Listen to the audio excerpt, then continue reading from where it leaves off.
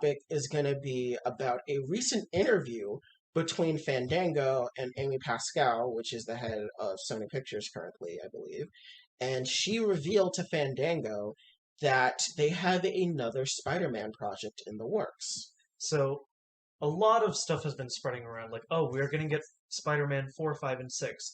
Now, we're a little skeptical to accept that, mostly because in Tom Holland's previous contracts, when, like, he signed on for, like, I believe 6 movies, and those aren't all Spider-Man movies, because he's made several appearances in other movies, including the Avengers. Yeah, so the specifics of what Amy Pascal said was that they have other projects involving Spider Man in the works.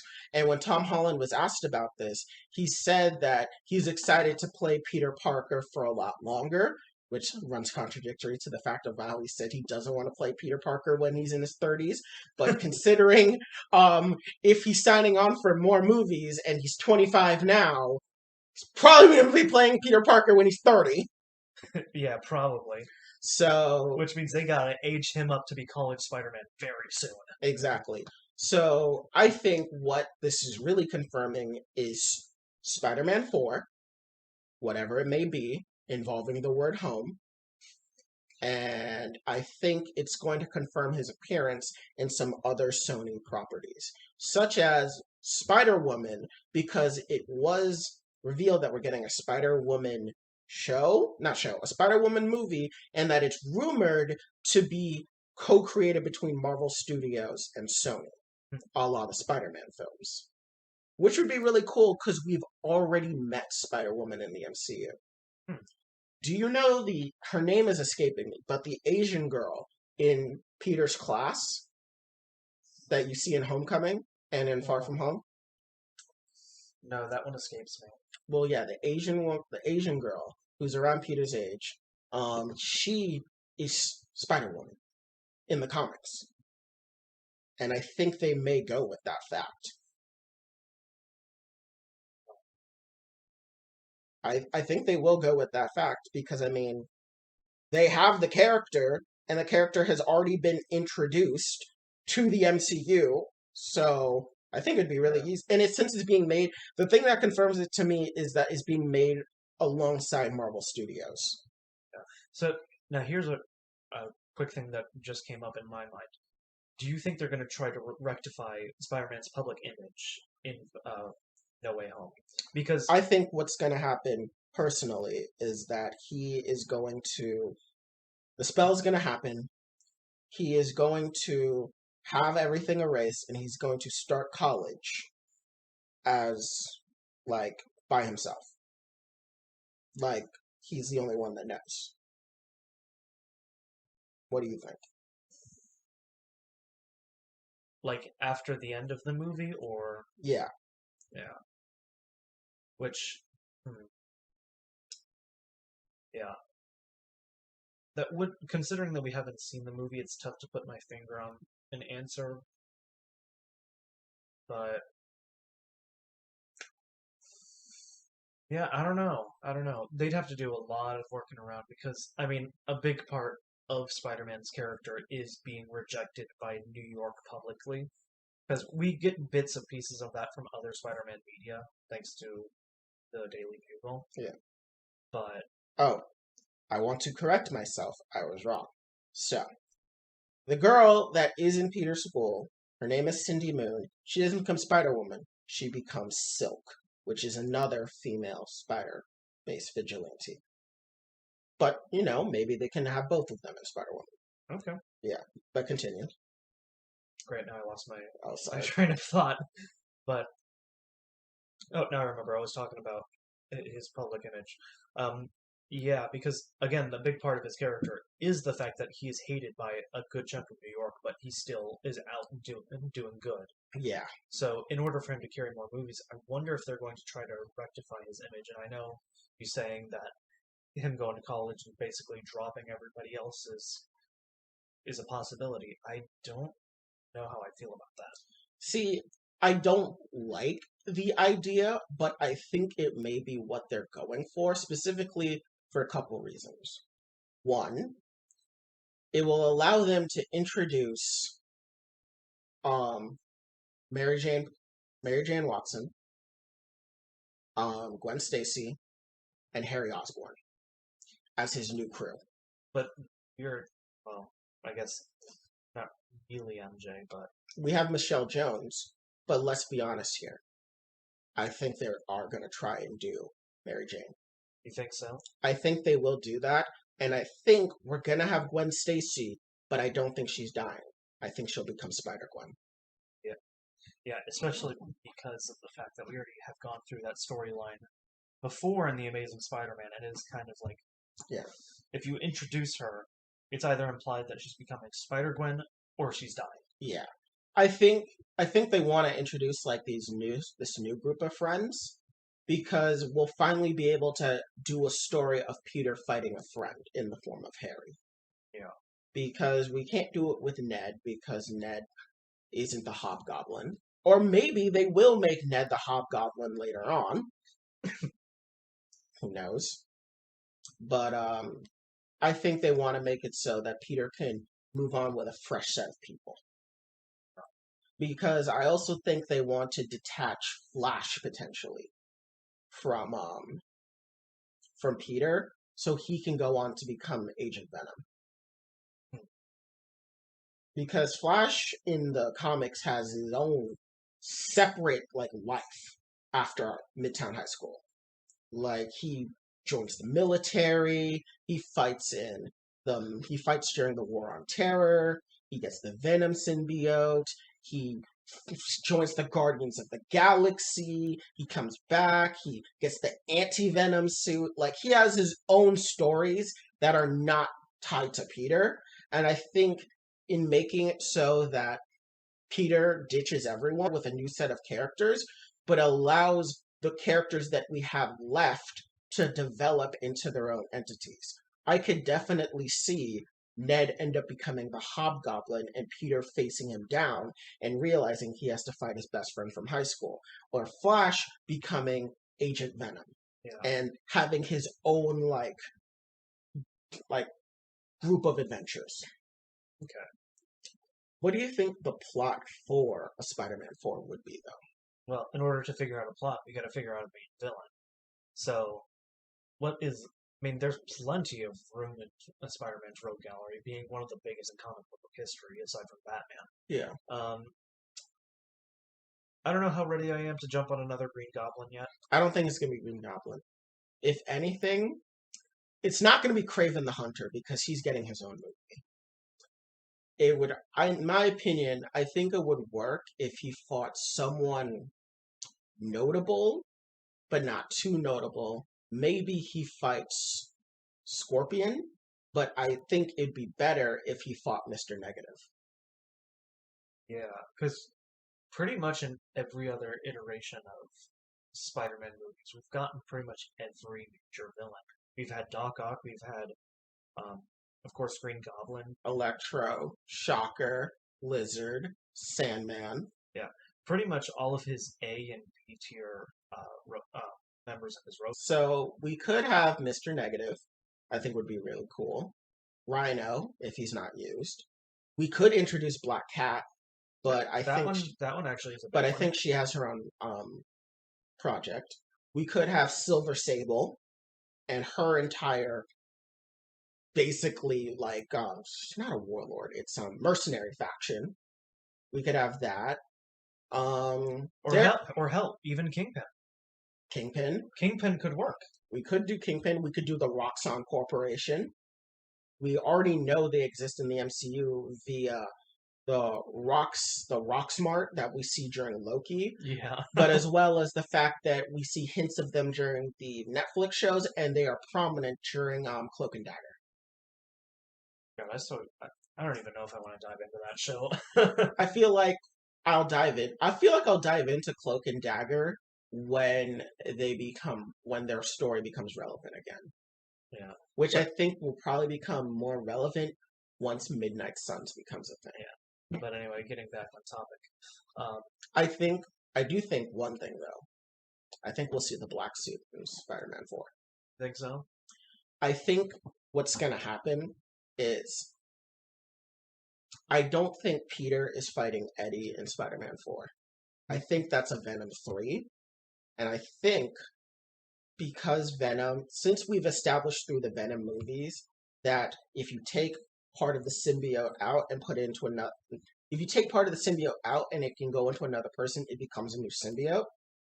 I'm wondering if we will get Black Suit Spider-Man. Yeah, because I know a lot of people were going crazy about, oh, there's a black suit in No Way Home when it's really just a magic suit. Um, so it's a magic suit, but I've also heard that apparently the black suit in No Way Home is just the inside out. Is inside out. Other Iron Spider suit. Yeah, I know the big thing that we're gonna get in No Way Home is that we're gonna get the integrated suit, which is basically a combination of all suits that we've seen prior, which will be really cool. Yeah. And I think that would be the best for Peter if he moved on as like an adult, have an integrated suit, and then like have a symbiote try to integrate itself with that. Yeah. Now this also just popped up in my mind. I wonder if Marvel Studios is going to try to force Tom Holland to use an older voice because for a while now we've known like that him being an actor with an accent, like he puts on a completely different voice Yeah. and a lot higher pitched voice for Yeah. when he acts. Do you think they're going to force him later on to use a much older sounding voice later on? I feel like it's almost a necessity considering his voice is already a little high considering how old he is already. Yeah. But at the same time, Like there is a tonal like difference between like Tom Holland in real life and when he plays Peter Parker as Spider-Man. So I feel like I would hope that he gets a much older voice, so he sounds more of an adult, like how Toby and Andrew sound more like adults. Yeah, I mean, Andrew Garfield was practically playing college Spider-Man throughout the entirety of those movies. Like, you cannot convince me that he was a high school student in those movies. oh, don't even get me started on the original Spider-Man trilogy. They were all like in their mid-20s, all the high school actors. It's so jarring for them to try and convince me that they were like at least the MCU version did a pretty good job casting younger actors. But those other ones, I'm like, why don't you just make a set in college? Honestly, it just works better. And like I said before, Andrew Garfield pretty much acts like how Spider-Man would in college. Yeah, because he's a bit like too brash for a high school Spider-Man. So overall, I think for these new Marvel projects, not Marvel, specifically Spider-Man projects, I think we're definitely getting Spider-Man 4. He's probably going to show up in Venom 3. Yeah. He may show up in some other Sony media, whether that be Kraven the Hunter, Spider-Woman, Black Cat, maybe Morbius. Trying to think of any other big Sony releases that they have. I don't think there are many other Sony releases that they have. Do you know of any? Not that I can think of that comes to mind. Yeah. Let me just. I want to check real quick because I don't want to miss anything. So we're getting. So we know Morbius is in development. Or Morbius is coming out in the next few months. Yeah, not in development. Coming out in the next few months. We are getting Spider-Woman, which is made by Sony and Marvel Studios. We're getting Kraven the Hunter. We are getting. Oh, we are getting a Silk. We're getting a Silk series. It's an Amazon series. Amazon. Let's see how long that lasts. Oh God. We're very far out from when Silk will probably come out. That it could switch over to Disney Plus. Yeah, especially because they only recently started like integrating all their stuff into the MCU. Like, because I'm gonna be honest here, Amazon Prime Video doesn't not have anything that great aside from like one or two exceptions. Invincible and The Boys. Yeah. Yeah. And I'm sure one other show that's I can't think of. Yeah.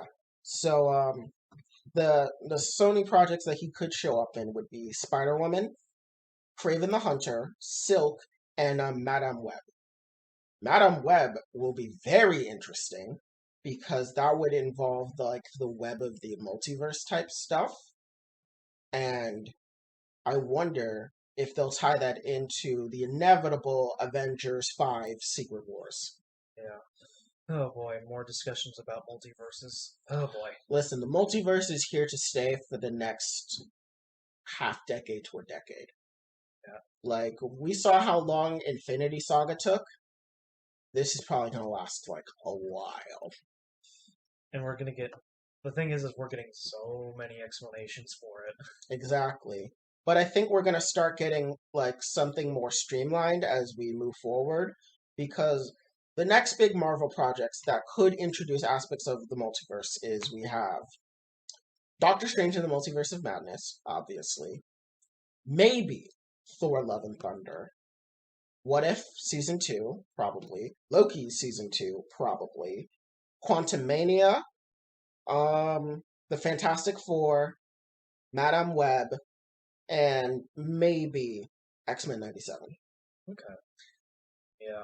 I do like the idea of like Sony being like a little like pocket studio that the MCU has under them, just spitting out a whole bunch of Spider-Man related content for the MCU. Yeah, my hope is that Sony and Marvel come to an agreement that they will jointly produce productions from now on. Because I would really like Craven, Madame Web, Silk, Venom 3. I would really hope that all of those get to be made together with Marvel, like the Spider-Man films are, because I think it would just be in the best interest for Sony. Yeah. Personally, I think it's in Sony's best interest to just work with Marvel instead of getting this in association with Marvel type stuff. Just work with them because I think it will overall, first of all, it would get more people invested in their movies because they would then feel, I have to watch these movies now because Venom showed up in the MCU, meaning that this could be part of the MCU. And we're getting the fact that all their previous Spider-Man films are becoming canon due to the multiverse. I think it's just the next step for them. Yeah. And I also am more welcome to more studios having access to Marvel IP. Yeah, I think It allows for a little more creativity because I mean, despite the fact that Venom eventually came into contact with the MCU, Sony, while not great, has made a very unique movie with Venom. Yeah, I mean, I think it's better this way because, and it's really a shame that Fox never would have allowed this to happen because I think it would have been really interesting to have a cinematic universe of movies that was shared amongst production companies and they just coordinated together. Yeah. Because I feel like that would have been what's best for everyone. But And then just Disney just bought them out of spite. yeah, I just hate it because I mean that's the other thing is that Disney just has a massive monopoly on things and it's really disgusting and it really hampers creativity because it pigeonholes all creators that want to work with different IPs to follow a strict formula of things. Which is why, again, even though Sony has the only good thing on their track record is Spider-Verse, Yeah, I am more open to them having a bit of a handle on the Spider-Man IP. yeah. Like, I think it would be really cool. Yeah. Side note, that's actually why I'm really excited for Dune Part 2, because it scratches a bit of a Star Wars itch that I have, but I don't have to go to Disney Star Wars. Yeah, especially because, like, only the TV shows have been really that great. Exactly. Like, in terms of Disney Star Wars content, I loved Clone Wars Season 7. I loved The Bad Batch. Mandalorian I was love The amazing. Mandalorian. And even the end of Rebels, I really came to appreciate. Yeah. But when it comes to their movies, Like, whew, it was a rough ride. At least, like, The Last Jedi had amazing cinematography. it had amazing cinematography and it tried to do something different. It was extremely experimental, and I appreciate it for that. Yeah, tried to do something different. Meanwhile, The Force Awakens was a retread, It was a much needed retread. It was a much needed retread as a proof of concept, but I feel narratively speaking, it really weakened the potential for the universe due to J.J.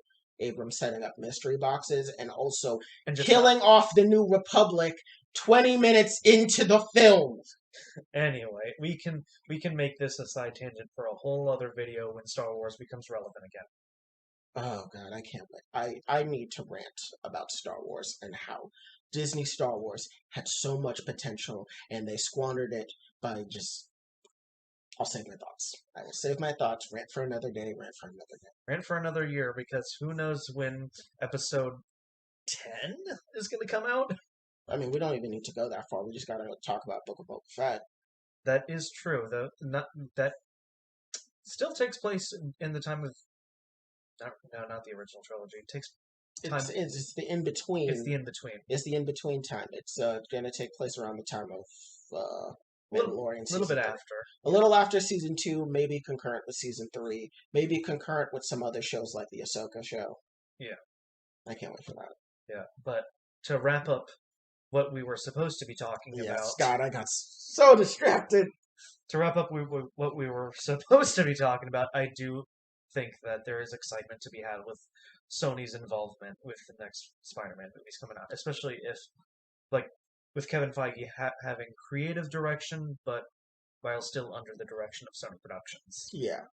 The main thing is that I just want more creative freedom for, like, everyone. And I feel it'd be just way better if... Because... not everyone was under the House of Mouse. Because the only ones who've had really freedom is Taika Waititi and the Russo brothers. James Gunn. And James Gunn, that is true. And James Gunn. Yeah, because, I mean, we even saw it with, what was it? We even saw it with Eternals, where even though Eternals was, like, very unique, I feel it was very much constrained by what Disney and the big executives wanted. Despite the fact that, of course, Chloe Zhao is I think she was Academy Award nominated. I don't know if she was... I think she was winning. Either nominated or she won. Either way, she's phenomenal. Yeah. I think, but, yeah, I mean... like, even then, they still restricted her movie. Yeah. So, let's move on.